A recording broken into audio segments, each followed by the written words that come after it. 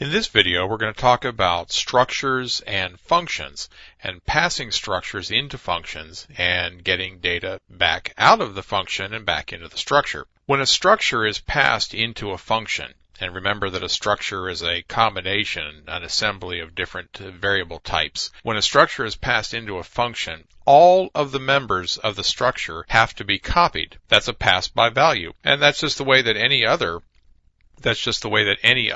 variable is passed as well, passed by value, until we get into pointers, and then we can pass by reference. So we can pass the address of a variable and work on that actual address in memory. A function then has to return the whole structure to affect the original structure that we wanted to cause some work to be done on. Now that's a lot of copying of variable values onto and off of the stack. It's called pushing and popping, and it's very inefficient, and it takes a lot of time for the microprocessor to do that sort of work. A lot of time is microseconds, but still, it's time that we could better use doing something else. Pointers will be used later on to make this better. We have a video coming up in a few where we talk about pointers to structures, but for right now we're not going to go that way. I want to show you actually passing small structures back and forth to functions. And imagine if you could store a function in a structure, and then that function would only work on the members that are in that structure. You're getting ready for object-oriented programming. Let's go take a look at some code. Here is a little thing I called structs2. I pick up my standard IO and standard lib, and here I have a structure called date. This is the declaration of the structure. It does not set aside any memory. It just says that date is a new type, and it will have an integer month, day, and year in it. Pretty slick, huh? And we have a declaration of a function called addDecade. It will take in as an input a date structure, one of these things. So there will be 3 integers really going into here, into this function, and it returns nothing. It's a void. So nothing will be allowed to come out of addDecade. Here we'll run the program and start our main. Here's our birthday structure, bday, and it is a struct date. So it's this type. Birthday. We got a little character buffer to take in data, and I ask you 3 intelligent questions here. I say, what month were you born? And I do an ASCII to integer of a getString secure, pass the buffer, and a max bytes of 50. So this is going to read a string from the keyboard up to 50 bytes long, stored in the buffer, and then return a pointer to buffer to the ASCII to integer, which takes the string of characters that you type in and turns it into a number. And then the number will be stored in the month, bday.month. Remember our dot? That's our member access, so that we can get to month. And day and year. We do it 3 times, and then I print out you were born on this date, bday.month, day, and year, and then we're going to add a decade to the birthday. So we pass the birthday down to addDecade, and then it'll do its job, and we'll print out you'll be 10 years older on, and we print the new date.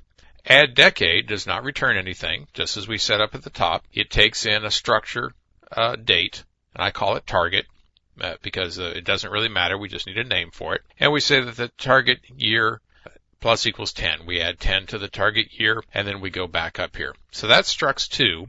And let's see what happens when we run that. Here we'll bring this up. We'll compile and link it. Structs2. And what do you know? It works. It compiles anyway. So structs2. We'll run it. What month? That was July. Enter. And that was the 20th. And I'm a really old guy. And you were born on this date, and you'll be 10 years older on. Uh-oh. Looks like an error. 72060. It didn't add 10. It didn't do what it was supposed to do. So we've got a logic error. Our syntax is great, but somehow, logically, we're not doing what we wanted to do. Well, let's open another file that I already have here so you don't have to watch me type. Pick up structs3.c. Here everything is the same, but now look at addDecade. We changed it up on you here. Look at that, structs3. We have addDecade, and now it's going to be allowed to return a structure date. Remember we had this as a void before where we said it couldn't say anything back.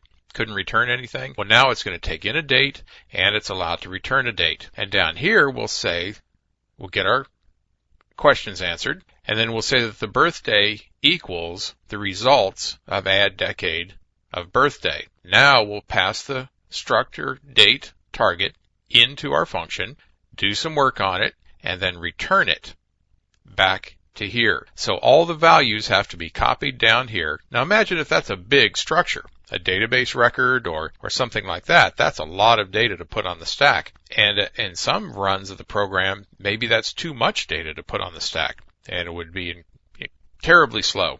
So here's our new function declaration down here, or definition, struct date. We say that add decade will return a date, and there we do the math again on the target year, and this time we return the target. We send it back. So that's struct 3. Let's see if there's any difference. Compile and link it. There we go. Struct 3. All of our inputs.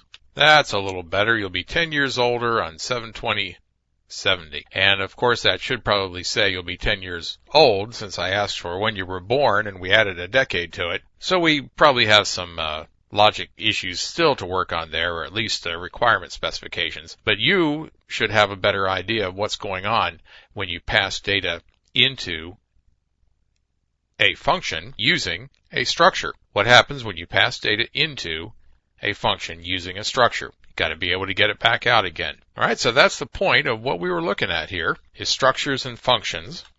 And now we're going to move on to talking some more about some other structures. Hang in there. See you in the next video.